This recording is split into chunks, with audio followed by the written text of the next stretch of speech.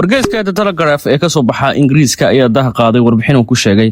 in Iran ay wajahayso xaalad aad u daran marka loo eego saameynteeda gobolka bariga dhexe balse arinta ugu daran ayaa ahayno hadda wargeyskani sheegay isagoo xiganaya Israa'iil Iiraani ah in Iran ay lumisay Xuutiyiinta Yemen kuwaasoo hadda si madax bannaan u dhaqmaya isla markaana ka soo horjeestay dhammaan amaradii u dambeeyay ama go'aamadii ka imaanayay dhinaca Tehran tani oo muujinaysa isbedel dhab ah oo Iran ay ka wajahayso gobolka bariga dhexe. Muslimiinta Iran ayaa qarin Tehran ay si weyn u lumisay gacanta ay ku hayn jirtay Xuutiyiinta Yemen isla markaana ay ku dhibtoonayso in isku sii hayso wixii ka haray kooxihii loogu yeeri jiray dhidabka iska cabinta ee gobolka bariga dhexe. Waxaa wargeysku sheegay in Xuutiyiinta hadda ay noqdeen xoog madax bannaan oo leh wax soo saar iyo iskaashi ay la sameeyeen dhinacyo kale ama quwado kale taasi oo siinaysa madax bannaani ay ka helayaan dhinaca Tehran. Warbixintan ayaa sidoo kale waxa ay dah qaaday iyadoo la xiganaya sargaal sare oo Iiraani ah muddooyinkii u dambeeyay Xuutiyiintu waxay u dhaqmayeen si madax bannaan runtiina waxay noqdeen falaago dhab ah oo ka soo horjeeda Iran ayuu yiri sargaal sare oo Iiraani oo la hadlay wargeyskan ma ahan sida hore maqalkii Tehran maanta ma ahan mid shaqeynaya Xuutiyiintuna dhag uma raariciyaan waxyaabaha ka imaanaya Tehran. sargaalkan wuxuu kale uu tilmaamay in dhibaatada aysan ku koobnayn kaliya Yemen qaar ka mid ah kooxaha Ciraaq ee hoostigi jiray amaba ka marqaadan jiray Iran ayaa iyaguna u dhaqmaya si la mid ah inaysan weligoodba la macaamilin Iran. Xuutiyiintu waxay maanta u yihiin Iran wakiilka kaliya ee ku haray gobolka bariga dhexe kadib markii Israa'iil burburisay taliskii sare ee ururka Xisbullah ee Lubnaan halka Xamaasna ay ku go'doonsan tahay marinka Gaza oo 2 sano dagaal ay ka socdeen.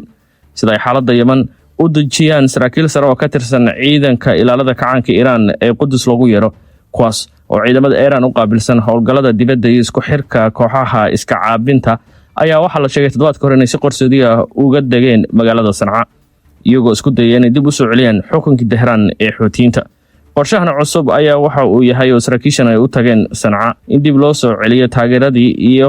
wada shaqayntii ka dhaxaysay Iran iyo Xuutiyiinta kadib muddo dheer oo Xuutiyiinta hoos u dhigeen wax ka maqalka iyo la shaqaynta Iran. qorshahan cusub ee ciidamada ama saraakiisha ka socda ciidanka ilaalada kacaanka Iran ay ku tageen Sanca ayaa la sheegay inuu qayb ka yahay sidii mar kale Iran ay iskugu bandhigi lahayd Xuutiyiinta una sheegi lahayd inay diyaar u tahay inay sare u qaado taageerada ay siinayso. Laakiin tani waxay u baahan tahay baa la yiri hawl dheer kadib markii Xuutiyiintu laftirkooda ay carag ka muujiyeen inaysan wax talaba Iran qaadin muddadii uu dagaalka socday isla markaana Mareykanka iyo Israa'iilba weeraro burburin iyo duqeymo culus bay ka geysanayeen gudaha Yemen iyo goobaha Xuutiyiintu ay ka taliyaan. dagaalkii marinka Gaza kadib Iran waxay si aad ah ugu tiirsanayd kooxaha iska caabinta ee bariga dhexe. kooxaha yar oo ka dhisan Ciraaq iyo Xuutiyiinta Yemen ayaa awoodda hadda soo harka dib Xisbullah iyo Xamaas maadaama dhidibka iska caabinta si muuqata uu dhaawac ka soo gaaray dagaaladii u dambeeyay dhacay. muddo 40 sano ka badan ay Iran isku muujinaysay difaaca ugu weyn ee qadiyadda Falastiin laakiin markii wada hadalladii xabajoojinta Gaza lagu qabtay Sharm el-Sheikh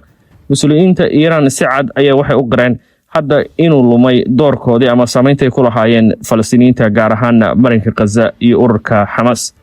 sida uu sheegay mas'uul sare oo ka tirsan Iran xataa kooxaha iska caabinta ee ka howlgala amaba ka dhisan gudaha Ciraaq waxa loo sheegay dhowr goor inay joojiyaan tababarada iyo dhaqdhaqaaqa military inta xaaladdu dagayso laakiin way diideen warqadihii iyo telefoonada uga imaanayeen Tehran waxay ka dhigeen kuwa aan laga jawaabin.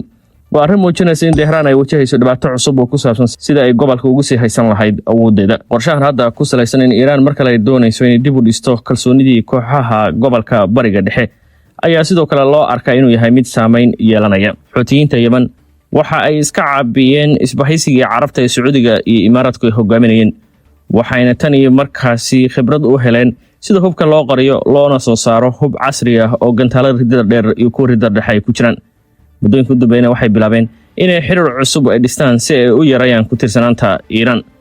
Mahmoud Sahrah oo ah dulmaasi hore oo Yemeni ah wargeyskan la hadlay waxa uu sheegay Xuutiyiintu baahan koox u baahan inay cid ku tiirsanaato wax kasta waxa ay hadda u arkaan inay yihiin waxay iyagu soo saaran karaan laakiin weli ma diideyno inay Iran ka helayaan taageero isku duwid iyo teknolojiyad casri ah iyo hub intaba. kala go'o Xuutiyiinta iyo Iran waxa uu soo bilaabay baa lagu yiri warbixinta wargeyskan uu baahiyay bishii Abriil ee sanadka 2025 markaas oo Tehran u gurman weyday kadib markii Mareykanku si culus u duqeeyay Yemen Tehraanna ay ka baaqsatay inay si toos ah dagaal ula gasho Mareykanka.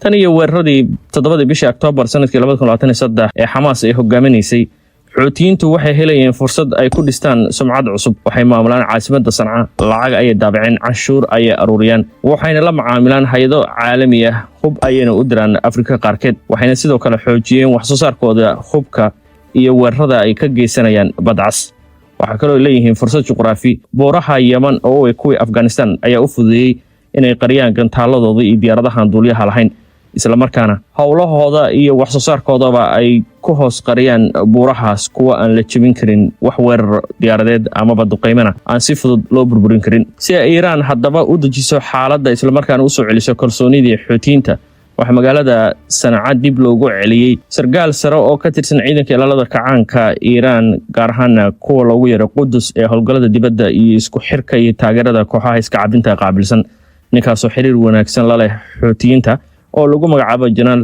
Cabdirasaaq Shalani oo muddo dheer ka howlgalaya gudaha Yemen. Walow wargeyska warbixintan baahiyay uu yahay mid galbeedka ka dhisan oo markastaba diiradda saaraya sidii hoos ugu dhigi lahaa sumcadda iyo awoodda Iiraan, haddana waxaa muuqanaysa in Xuutiyiintu laftirkooda hadda isku arkaan awood madax bannaan oo ay tahay inay la macaamilaan dhinacyo kale. heshiisyadii u dambeeyay ee Mareykanka iyo Xuutiyiinta ay galayna waxaa dhexdhexaadinaysay Cumaan, taasi oo awood dheeraada siisay Xuutiga, isla markaana muujisay inay hadda awood u leeyihiin inay ku gorgortamaan dhulka iyo awoodda ay haystaanba. Balse Iiraan ma ay doonayso si fudud inay ku lumiso Xuutiyiinta oo awoodda ugu sarreysa ee hadda ka haray kooxaha ay ka dhistay bariga dhexe. Isbedelada juqraafiga ayaa suuragal ah inay Iiraan ka hor yimaadaan, halka Iiraan sidoo kale gudaheeda ay xaalado darani ay ka jiraan oo dhinaca dhaqaalaha, cunaqabataynta iyo go'doominta ay kala kulmayso Mareykanka, Israel iyo dalalka kale ee galbeedka, taasi oo hoos u dhigi karta gacantii ay wax ku gaarsiin lahayd Xuutiyiinta. balse Iiraan oo arkaysa muhiimadda ay Xuutigu leeyihiin ayaa u adeegsanaysa sargaalka hadda ay u dirtay Sanca ee Shahlaali inuu dib u dhiso kalsoonida Xuutiyiinta.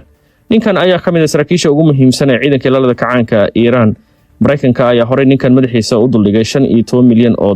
qofkii xog ka keenana in la siinayo. Mas'uuliyiinta Iiraan ayaa sheegay in Janaal Shahlaali uu qorsheynayay inuu ku qanciyo Xuutiyiinta inay si ka badan sidii hore ula shaqeeyaan Tehran, maadaama iyagu yihiin kooxda kaliya ee weli shaqeynaysa. waxaana sida laga dhadhansanaya hadalkani uu la xiriira in hadda Iiraan ay u baahan tahay inay cadeyso awoodda ay leeyihiin Xuutiga, isla markaana ay u sheegtay inay yihiin kuwa ugu sarreeya ee gobolka bariga dhexe, loona baahan yahay taageero kasta inay Iiraan ay bixiso. Xuutigu waxay leeyihiin khibrad sare oo dagaal, waxayna u adkaysteen dagaalkii isbahaysiga Carabta, iyagoo ka bartay sida loola qabsado duqeymaha, hubka loo qariyo iyo sida loo weeraro iyadoo aan wax saameyn ah lagala kulmin dagaalada. ugu dambeyntina Dr. Badr al-Saifi oo ka tirsan jaamacadda Kuwait ayaa wargeyska The Telegraph u sheegay Iiraan iyo Xuutiyiintu waxay leeyihiin dan guud oo ku wada shaqeeyaan, laakiin markasta mid walba wuxuu raacayaa danihiisa marka ay arkaan inay u fiican tahay. taasna waxay cadaynaysaa in labada dhinac ay jiraan meelo ay ku kala duwan yihiin iyo dano kala duwan oo ay leeyihiin, taasi oo kala jari karta ama xiriirkooda hoos u dhigi karta. ku dirso baysi lacagahaaga oo si degdeg ah u helaan ehelkaaga iyo asxaabtaada iyadoo ugu dhacaysa telefoonkooda gacanta sida EVC,